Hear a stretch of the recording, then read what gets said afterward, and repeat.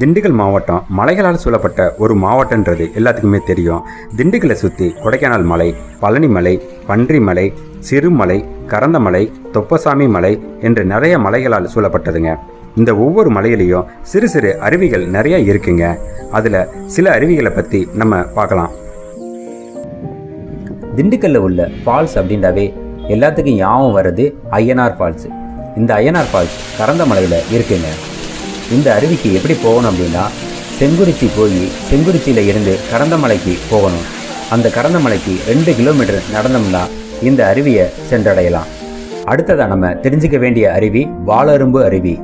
இந்த வாளரும்பு அருவி தொப்பசாமி மலையில் இருக்குங்க. இந்த வாளரும்பு அருவிக்கு எப்படி செல்லணும்னா, அயலூர்லேருந்து கடவுருக்கு முன்னாடி இந்த தொப்பசாமி மலை இருக்கு. இந்த மலையில தாங்க இந்த வாளரும்பு அருவி இருக்கு.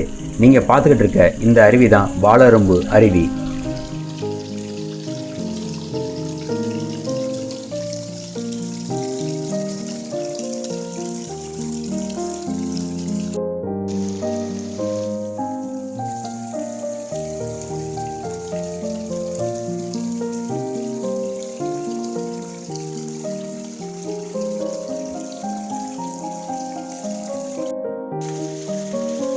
அடுத்ததா திண்டுக்கலுக்கு மிக அருகில் உள்ள அருவின்னா அது சிறுமலையில் இருக்கக்கூடிய கன்னிமார் அருவி.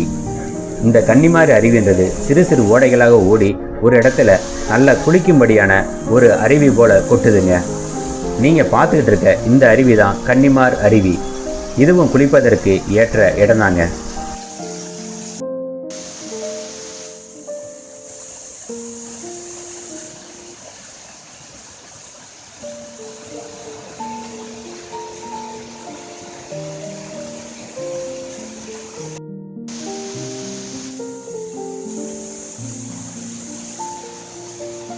அடுத்து நம்ம பார்க்கக்கூடிய அருவி என்னன்னு பார்த்தோம்னா, பன்றிமலையில் இருக்கக்கூடிய அமைதிச்சோலை அருவி.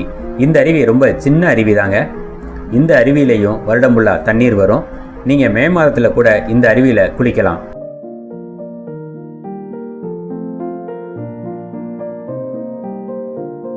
அடுத்ததா நம்ம பார்க்க வேண்டிய அருவி தலக்குத்து அருவி.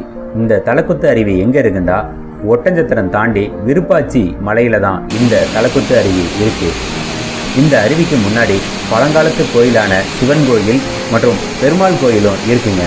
இந்த அருவியை நீங்கள் பார்க்கலாம். இந்த அருவியில் குளிப்பதுன்றது கொஞ்சம் கஷ்டமான காரியம்தான், பார்த்து ரசிக்கலாம்.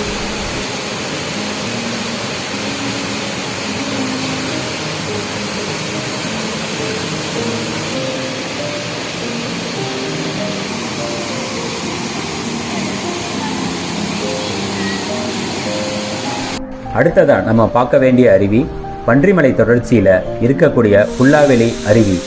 இந்த அருவி மிகவும் ஆபத்தான அருவி.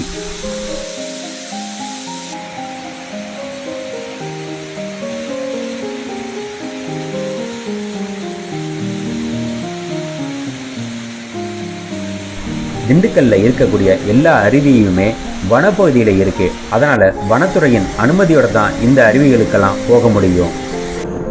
அடுத்ததா திண்டுக்கல்ல ஓடக்கூடிய ஒரு முக்கியமான ஆறு அப்படின்னு பார்த்தோம்னா கொடகனார் ஆறு. இந்த ஆறை தடுத்து ஒரு தடுப்பணை மாதிரி போட்டிருக்காங்க. இந்த தடுப்பணையிலேருந்து கொட்டக்கூடிய தண்ணி ஒரு குற்றால அருவி போல இருக்குங்க. இந்த அருவியிலையும் நம்ம குளிக்கலாம். திண்டுக்கல்ல இருக்கக்கூடிய எனக்கு தெரிஞ்ச அருவிகளை நான் போட்டிருக்கேன். அதே மாதிரி உங்களுக்கு தெரிஞ்ச அருவிகள் ஏதாவது விட்டு போய் இருந்துச்சுன்னா நீங்கள் கமெண்ட் பண்ணுங்கள்.